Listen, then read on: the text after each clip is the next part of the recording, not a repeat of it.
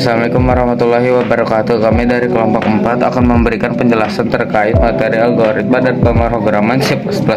Jadi apa itu algoritma? Algoritma adalah serangkaian langkah-langkah sistematis dan logis dan terurut untuk menyelesaikan suatu masalah atau mencapai tujuan tertentu yang bersifat logis, terurut, dan memiliki tujuan yang jelas. Ada 5 tipe macam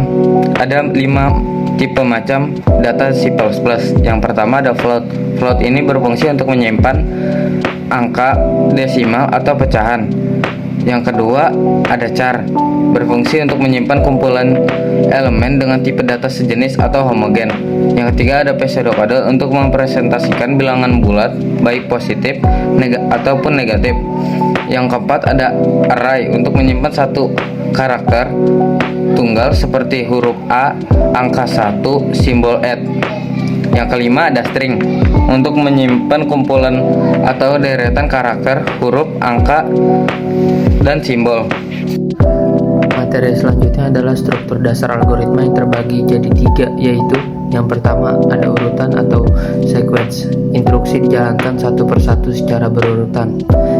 Yang kedua ada percabangan, selection, memilih aksi berdasarkan kondisi tertentu, true or false. Yang ketiga ada perulangan atau looping, mengulang instruksi selama kondisi tertentu terpenuhi, misal for dan will. Dan ada juga seperti input dan output.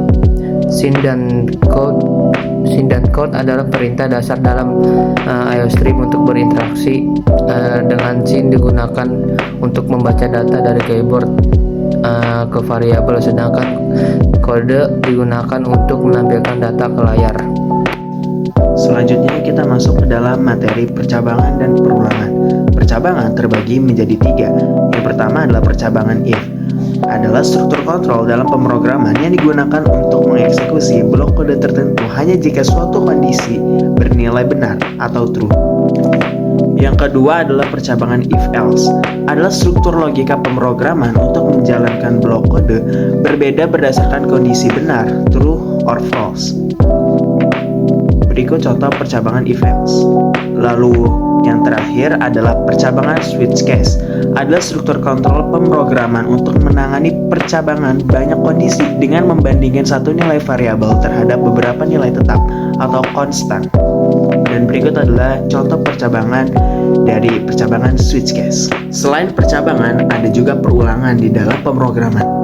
Nah, jadi apa itu perulangan? Perulangan adalah proses melakukan suatu tindakan, kata, atau instruksi yang sama secara berulang kali, baik dalam bahasa, pemrograman, maupun aktivitas untuk penekanan, efisiensi, atau otomatisasi. Dalam pemrograman, perulangan juga terbagi menjadi 3 macam.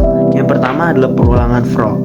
Perulangan for adalah struktur kontrol dalam pemrograman untuk mengeksekusi blok kode berulang kali berdasarkan kondisi atau mengiterasi setiap item dalam sebuah urutan hingga kondisi tertentu terpenuhi. Yang kedua ada perulangan while. Perulangan while adalah struktur kontrol dalam pemrograman yang mengeksekusi blok kode secara berulang selama kondisi logika tertentu bernilai true. Dan ini digunakan saat jumlah literasi tidak diketahui sebelumnya, di mana perulangan akan berhenti saat kondisi menjadi false. Lalu yang terakhir adalah perulangan do while. Perulangan do while adalah struktur kontrol perulangan yang mengeksekusi blok kode minimal 1 kali terlebih dahulu, kemudian memeriksa kondisi boolean di akhir dan mengulangi loop selama kondisi bernilai benar atau true. Lalu kita masuk ke materi operator. Operator adalah simbol dasar yang digunakan untuk perhitungan matematika, dan operator tersendiri terbagi menjadi 4, yaitu 1. Aritmatika, simbol yang digunakan untuk operasi matematika dasar seperti pertambahan, pengurangan, dan perkalian. 2. Relasi, simbol yang digunakan untuk membandingkan dua nilai seperti lebih dari, kurang dari. Yang ketiga ada logika, simbol yang digunakan untuk menghubungkan dua kondisi atau lebih seperti and or not. Petugasan. 4. Penugasan, simbol yang digunakan untuk memberikan atau mengisi nilai seperti simbol sama dengan. Di dalam pemrograman C++ juga terdapat sinteks dasar yang penting untuk kita ketahui. Di antaranya adalah 1. Include the stream sebagai field header. 2. Function namespace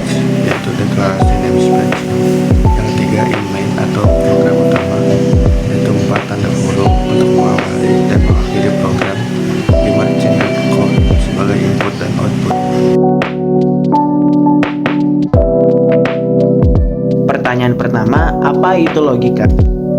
Logika adalah metode penalaran yang benar untuk mencapai pengetahuan yang sistematis, valid, dan dapat dipertanggungjawabkan, yang berfungsi sebagai metode berpikir rasional yang membedakan argumen tepat dari yang salah.